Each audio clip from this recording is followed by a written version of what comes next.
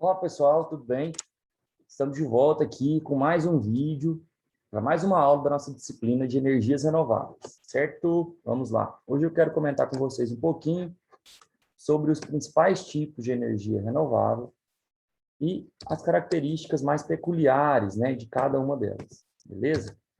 Então, quais são essas principais fontes, né? Nós vamos ter aqui que as nossas principais fontes são as hidrelétricas, energia solar, energia eólica e a biomassa.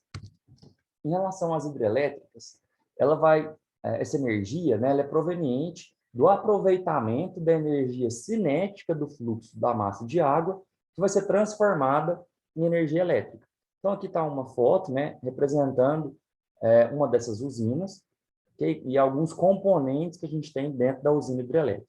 Perfeito?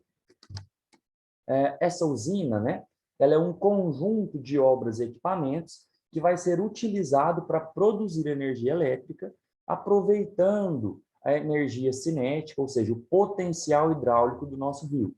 O que seria esse potencial hidráulico? Ele é dado pela vazão hidráulica do meu rio e a concentração de desníveis que eu tenho no curso desse rio mesmo, né? Os desníveis que a gente vai ter, eles vão poder ser ou naturais, como, por exemplo, uma queda d'água, ou são constituídos de forma artificial, ou seja, eu vou lá, faço uma barragem, um barramento qualquer, e eu consigo criar um desnível entre o ponto a montante e a jusante do meu rio, né? Ou da minha usina. Okay? Essa nossa usina hidrelétrica, elas vão ser classificadas de acordo com alguns fatores. Quais são eles? A altura de queda d'água, a vazão, a capacidade ou potência instalada, o tipo de turbina utilizada e em relação à barragem e reservatório. O local que eu vou utilizar para fazer a minha usina hidrelétrica tem que fornecer uma determinada altura, né? Mesmo que eu crie a barragem, mas eu preciso de uma determinada altura e de uma vazão suficiente. Essa vazão ela não pode ser nem muito baixa e nem muito alta, porque senão eu vou ter problemas, né? Vou ter um mau funcionamento da minha usina também, com vazões elevadíssimas, além do limite, ok? Então, eu tenho que procurar uma vazão ótima, vamos dizer assim, né? Eu tenho que encontrar uma faixa de vazão que seja viável para essa instalação.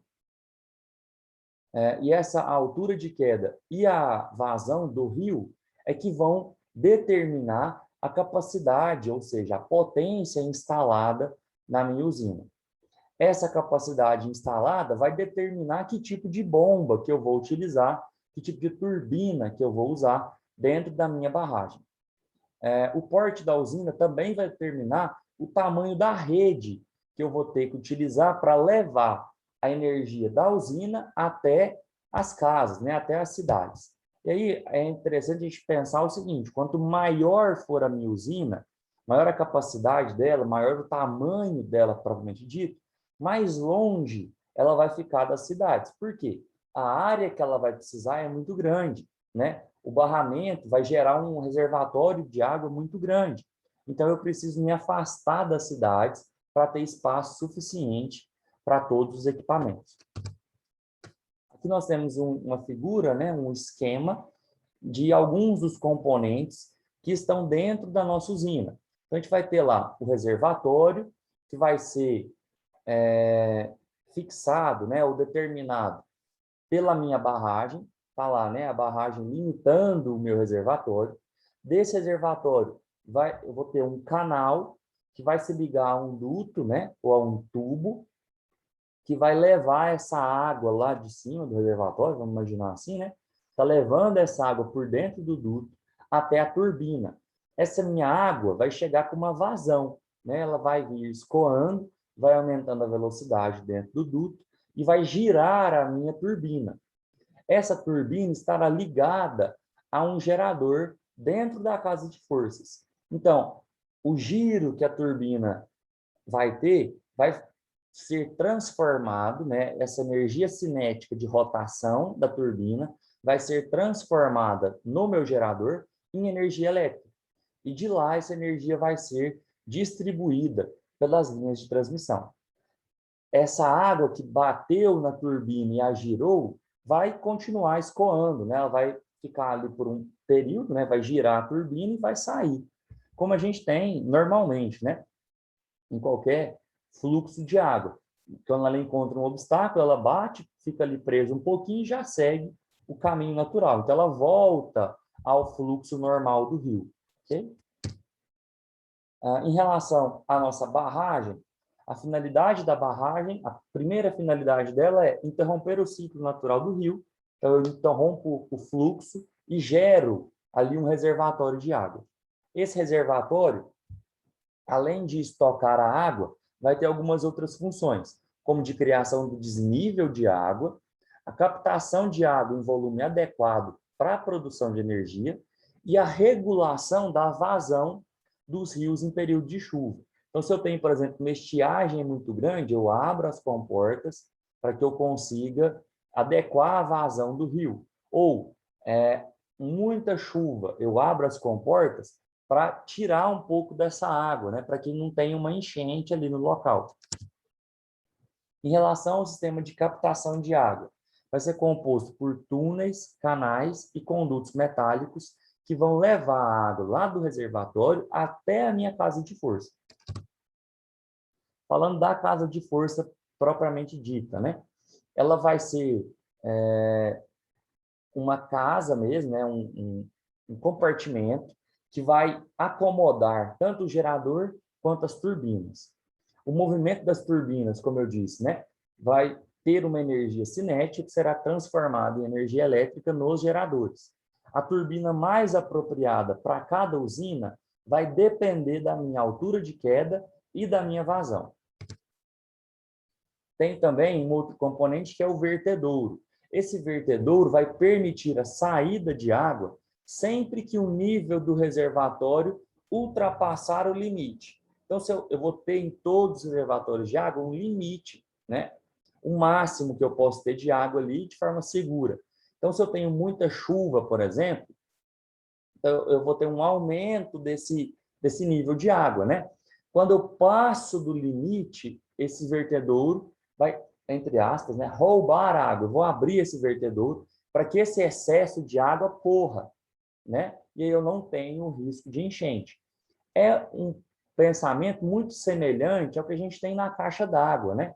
A gente instala lá uma boia e um ladrão. Por quê? Se ultrapassa o limite da boia, o meu ladrão rouba a água e tira da caixa.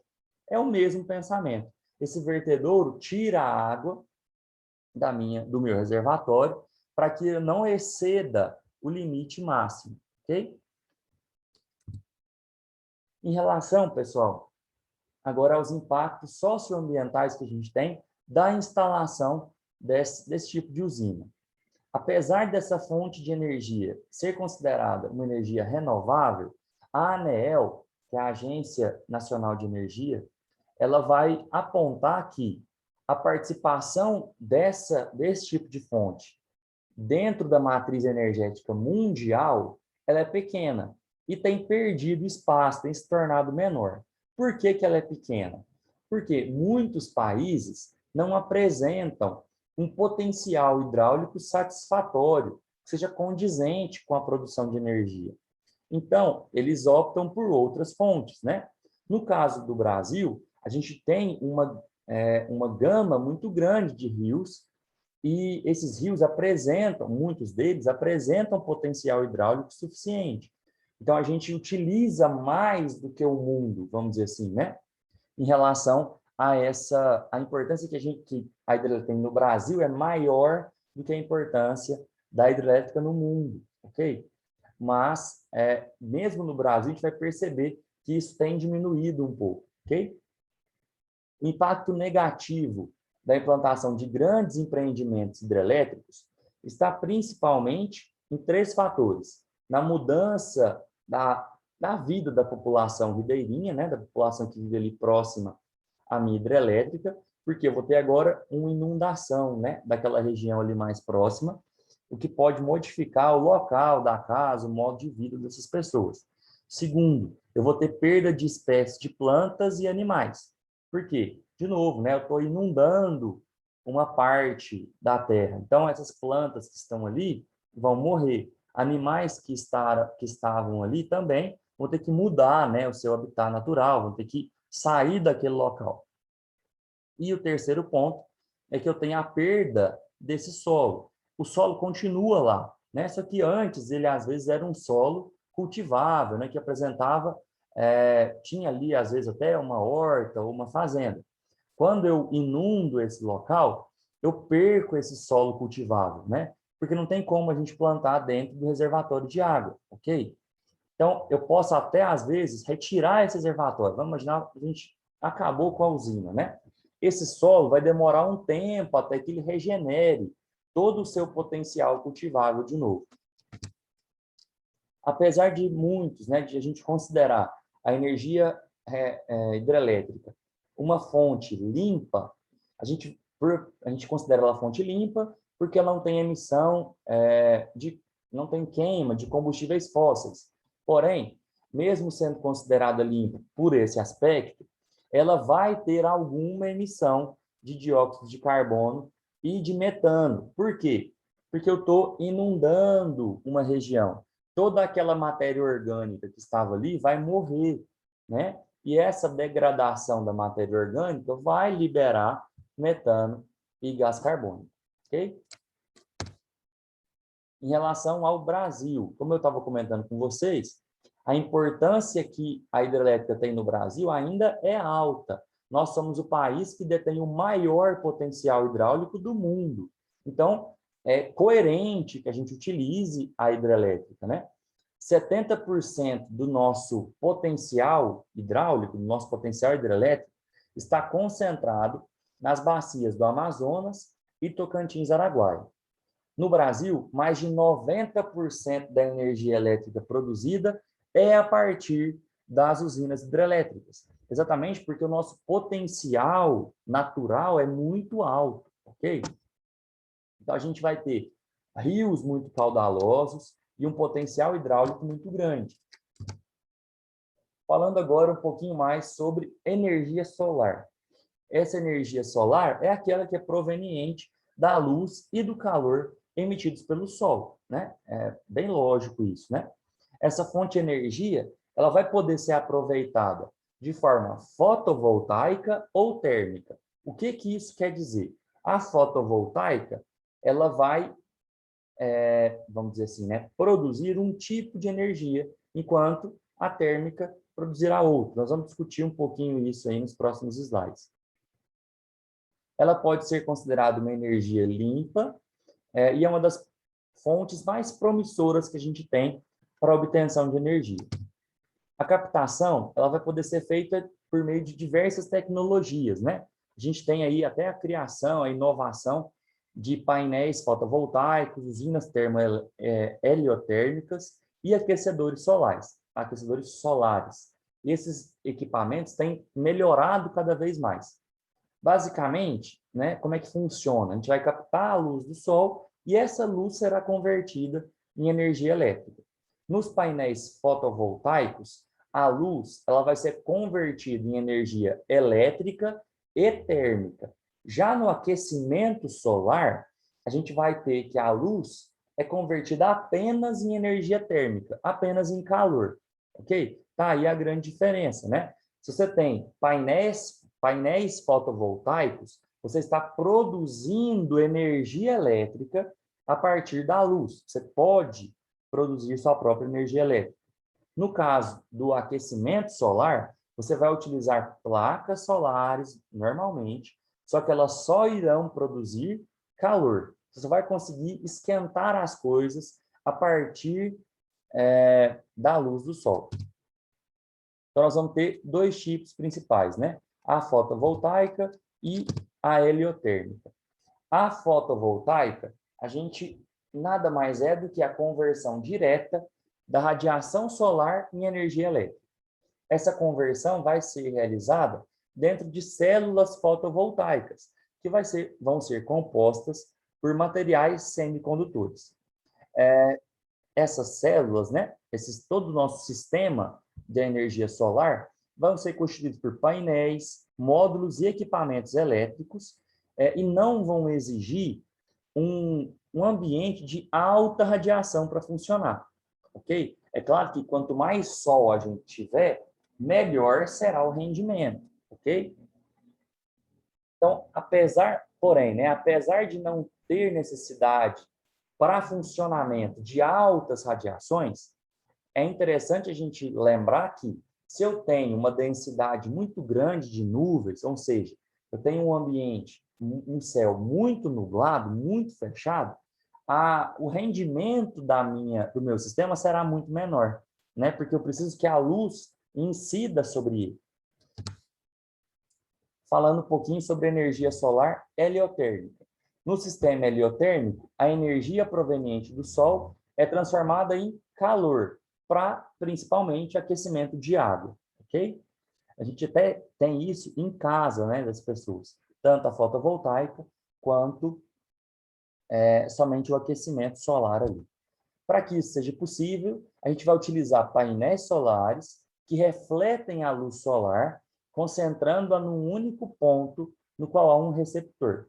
A ideia desses componentes é muito semelhante, né, trazendo um exemplo mais prático, né, e até assim, bem mais simples, é muito semelhante ao que a gente faz, por exemplo, quando pega uma lupa e faz o sol bater na lupa e mira essa lupa em alguma formiga ou alguma folha seca, por exemplo.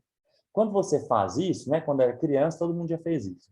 Quando você coloca a lupa no sol e mira ela em algum lugar, a luz solar vai convergir para um ponto, ou uma formiguinha, ou uma folha seca. O que acontece? O calor que vai estar gerado ali por conta dessa conversão pode fazer a folha seca, por exemplo, até pegar fogo, né? Ou esquentar, ok? O mesmo procedimento está sendo aqui. Esses painéis vão captar a energia, captar a luz do sol e convergir ela para um único ponto, ok? Então, essa luz, quando se converge para esse ponto, vai aumentar ali o calor, ok? O receptor, né, que vai receber essa energia convergida, é constituído por um líquido que vai ser aquecido pela luz e refletida nos painéis. Esse líquido vai ser responsável pelo armazenamento do calor, que vai aquecer a água nas usinas, por exemplo, e vai produzir vapor. Esse vapor vai movimentar as turbinas, e aí a gente vai ter, a partir do gerador, né, e desse movimento de turbinas, a transformação em energia elétrica. Quais as principais vantagens que a gente tem quando utiliza, né, essa fonte de energia, que é a energia solar? Primeiro, ela é uma fonte renovável e inesgotável de energia. Então, a gente não tem o risco, né, do sol acabar completamente. É claro, a gente pode ter esse risco, né? Existem alguns cientistas que até falam sobre isso, mas isso ainda está muito distante da gente. É uma fonte de energia não poluente, ela exige pouca manutenção nas suas centrais de produção. Os painéis solares estão evoluindo, né? Nós estamos disseminando tecnologia para que eles consigam ficar mais eficientes e mais baratos. É uma fonte de energia viável para lugares muito afastados e de difícil acesso. É uma excelente fonte de energia para países tropicais, como é o caso do Brasil, né? Onde a gente tem uma incidência solar muito grande. Requer áreas menos extensas para ser produzidos. Então, a gente está conseguindo criar painéis com um rendimento melhor. E aí eu consigo diminuir tanto a área deles quanto a área total, né, que vai ser necessária. Agora, sobre as desvantagens. Para ser fabricado, um painel solar vai consumir grande quantidade de energia. Muitas vezes, a quantidade de energia requerida para a produção de um painel solar vai ser maior do que a energia que esse painel vai gerar. Okay? Então, tem que ter ali, né, ainda um bom senso, né, nessa produção. Os preços são elevados em relação à produção de energia por meio de fontes não renováveis, então não é não é uma fonte de energia muito barata. A produção vai variar de acordo com as condições atmosféricas. De novo, né? Se eu tenho uma semana de chuva intensa, sem parar, o céu fechado e só chuva o tempo todo, eu vou ter uma produção muito pequena de energia. Ok? Durante a noite, a energia solar não é produzida por motivos de não haver sol durante a noite, né? Isso é meio evidente. As regiões localizadas em latitudes médias ou altas, ou seja, né, onde a gente tem um clima já mais temperado, a gente vai produzir pouca energia durante o ano. Imagine só fazer isso, né, lá nos países como a Finlândia, por exemplo, né, a Islândia, a Suécia, sei lá, a Noruega. São países que têm uma incidência solar muito pequena. A maior parte do ano eles estão no inverno, né, com temperaturas muito baixas, o céu fechado, né, com neve, com chuva. Então, esses países não vão conseguir ter um rendimento satisfatório. O armazenamento desse tipo de energia é pouco eficiente quando a gente compara, por exemplo, com a hidrelétrica.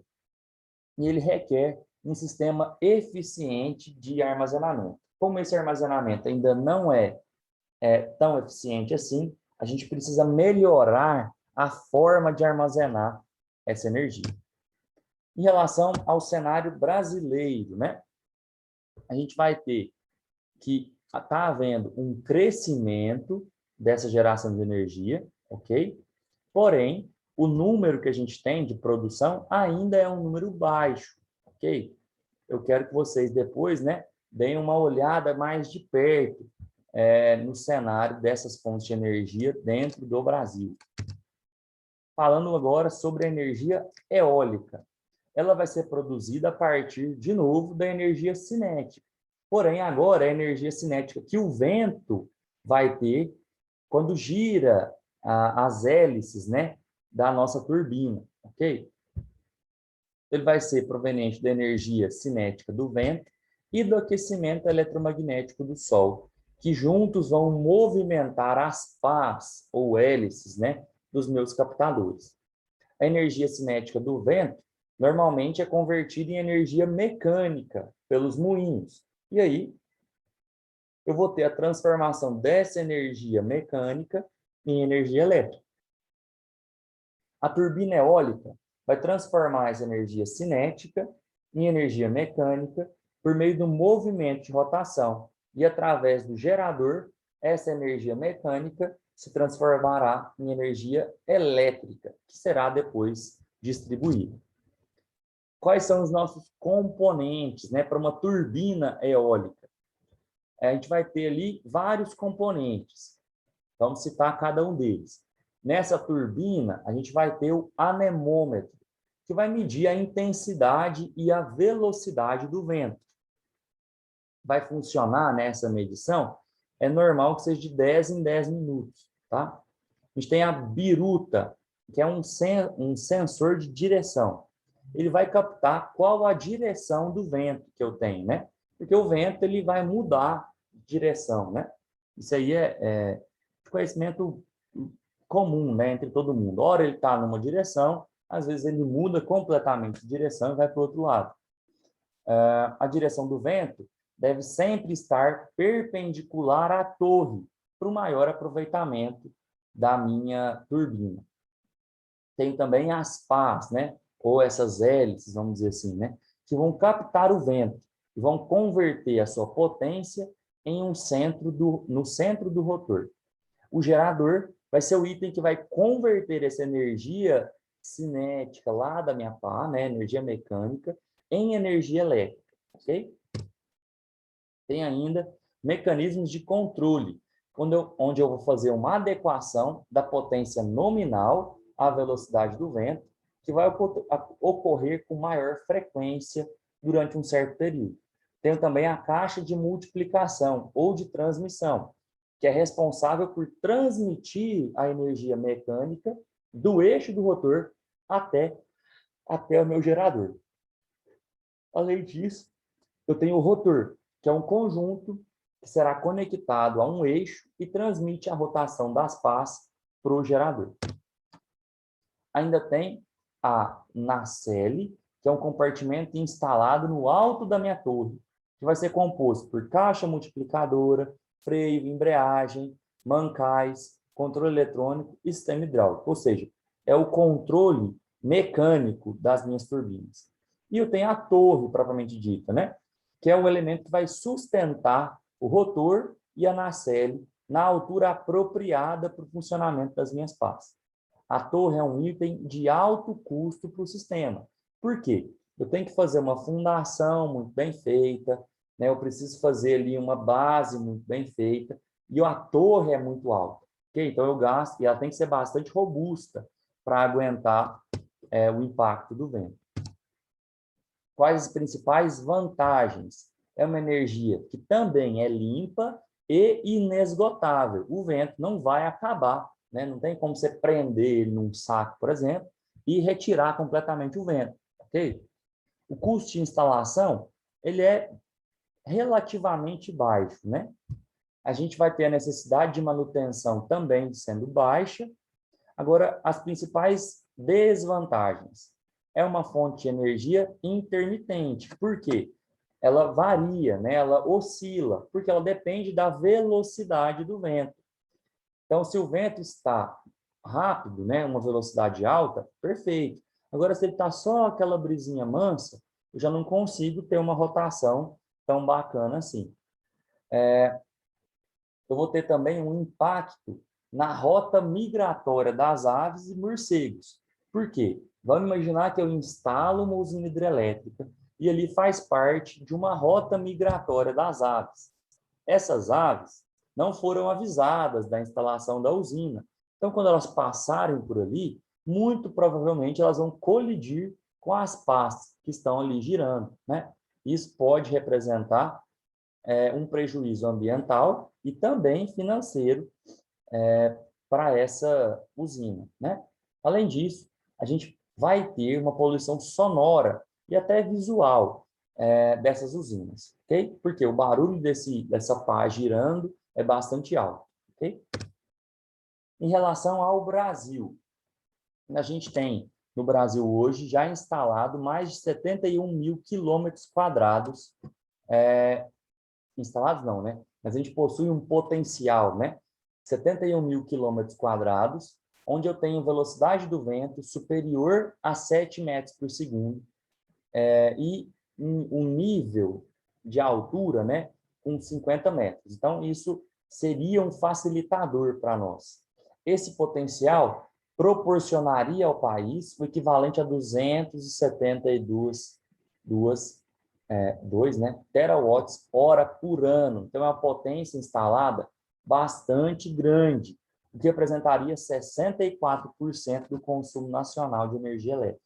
Então, se a gente conseguir instalar energia eólica nesses 71 mil quilômetros quadrados, o Brasil consegue uma fonte de energia muito satisfatória. Ela já é a segunda maior fonte da matriz energética brasileira, só perde, claro, né, para a usina hidrelétrica. De acordo com a Associação Brasileira de Energia Eólica, a capacidade instalada no país chegou à marca de 16 gigawatts no primeiro semestre de 2020. Já é um potencial muito bacana, né? Porque até é a segunda maior. Porém, a gente pode chegar até 272 terawatts por ano, que é assim, né, algo fantástico. Em relação ao a nossa última fonte de energia renovável que eu vou comentar hoje, a gente vai falar sobre a biomassa, que é toda a matéria orgânica de origem vegetal ou animal que vai ser utilizada para produzir energia, como, por exemplo, carvão, lenha, bagaço de cana, entre outros. Esse carvão aqui não é o carvão mineral, mas é o carvão vegetal, ok? Por se tratar de uma fonte de energia dispersa e de baixa eficiência, ela vai ser utilizada tradicionalmente em países pouco desenvolvidos. E vai ter uma representatividade pequena ou até ausente na matriz energética mundial. Segundo o relatório da ANEEL, cerca de 14% da energia consumida no mundo é proveniente dessa fonte. Então, ela vai estar concentrada, né, mais nesses países menores e pouco desenvolvidos. A utilização da biomassa em usina termoelétrica vem se tornando cada vez maior. A gente descobriu que utilizar a biomassa diretamente não é muito eficaz. Porém, se eu uso ela para aquecer a minha usina termoelétrica, aí eu já consigo ter um rendimento de energia mais satisfatório. E a gente está utilizando esse procedimento, né, para áreas não contempladas por rede elétrica, como comunidades rurais isoladas, por exemplo, né, que precisam ter energia também. O uso de sistemas de cogeração, que vão conciliar a geração de energia elétrica e a biomassa, tem aumentado a eficiência energética dos sistemas de produção e se tornando cada vez mais comum dentro do cenário até mundial. A biomassa, como carvão ou lenha, é o que move grande parte dos nossos geradores termoelétricos. Independente do tipo de combustível do motor, esse gerador perde a maior parte da energia contida no combustível na forma de calor. Então, quando a gente está queimando carvão, por exemplo, né, ou lenha, a maior parte do potencial de energia é dissipado em forma de calor. Então, só uma pequena parte é que vai ser realmente aproveitada. Por isso que a gente fala que a eficiência da biomassa é pequena. Em média, a energia de biomassa perdida para o ambiente, em forma de calor, representa de 60% a 70% da energia total do meu combustível. Então, eu preciso tentar também criar formas de otimizar essa fonte de energia. Quais são as principais rotas de conversão da biomassa? As fontes de biomassa que a gente tem são, né, antes das rotas, né, a gente vai pegar uma fonte e vai colocar nessa rota de conversão. Quais são as fontes? Vegetais lenhosos, né, as madeiras em geral, vegetais não lenhosos, são sacarídeos, celulósicos, amiláceos e aquáticos, resíduos orgânicos, sendo eles agrícolas, industriais ou urbanos, e os biofluidos, que são os óleos vegetais. Esses materiais servem de matéria-prima, que são fontes para a nossa biomassa. E quais os tipos de biocombustíveis que a gente tem? Etanol, metanol, biodiesel e biogás. A gente vai utilizar esses 4 como fontes de biocombustíveis, ok? Na verdade, como tipos diferentes de biocombustíveis. Os principais processos de conversão que a gente tem das biomassas são, primeiro, a combustão direta. É o processo de combustão que vai consistir na transformação de energia química na biomassa em calor. Para fins energéticos, a combustão direta é feita em fornos ou fogões. Apesar da praticidade, né? Poxa, só pegar, colocar no forno, ligar o forno, está feito. Apesar de ser prático, o processo de combustão direta é pouco eficiente. Tem também um outro processo, que é a gaseificação. Ela vai consistir na conversão de fontes de biomassa sólida em gasosas, através de reação termoquímica. Ou seja, né, como é que isso vai se dar? Eu vou colocar ali um vapor quente e ar ou oxigênio em quantidades inferiores ao mínimo para que haja a combustão. O combustível gerado a partir da combustão dessa biomassa vai ser mais versátil e limpo do que a das versões de combustíveis sólidos.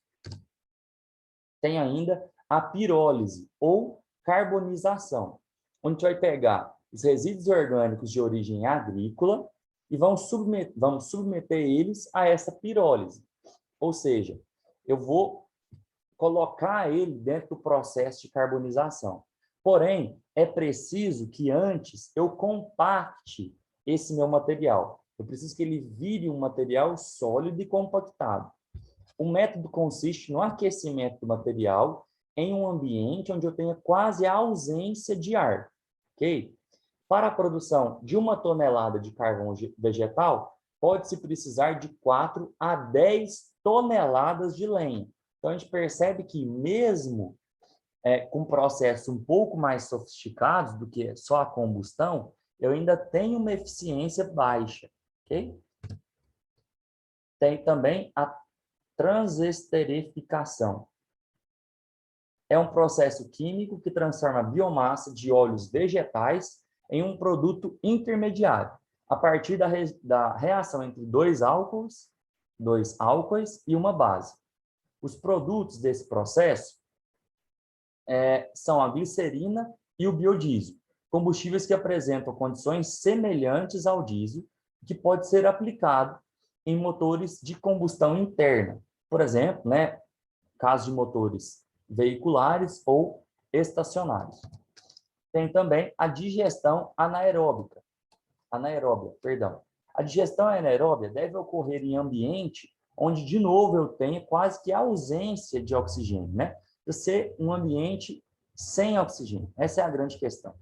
A biomassa original sofre decomposição pela ação de bactérias, ou seja, né, esses resíduos orgânicos, como esterco de animais, resíduos industriais, vão poder ser tratados através da digestão anaeróbia em biogestores. Então, eu vou colocar ele lá dentro, né, um ambiente onde não tenha praticamente ausência de oxigênio, e lá as bactérias anaeróbicas vão fazer essa decomposição. O produto final da digestão anaeróbia é o biogás, que é composto essencialmente por metano e por dióxido de carbono. O efluente gerado pode ser utilizado como fertilizante. Então, as minhas bactérias vão lá fazer a digestão anaeróbia daquele material que eu coloquei ali e vai sobrar uma parte. Essa parte que sobra pode ser utilizado como fertilizante. A gente tem ainda a fermentação, que é um processo biológico que vai ser executado pela ação de micro-organismos. Normalmente, a gente utiliza leveduras, que vão converter os açúcares presentes em fontes de biomassa em álcool. O resultado final da fermentação da biomassa é a produção de etanol e metanol. As principais fontes que a gente tem para a fermentação são cana-de-açúcar, milho, beterraba e outras espécies vegetais. Beleza? Gente, muito obrigado. Por hoje é só. Até a próxima.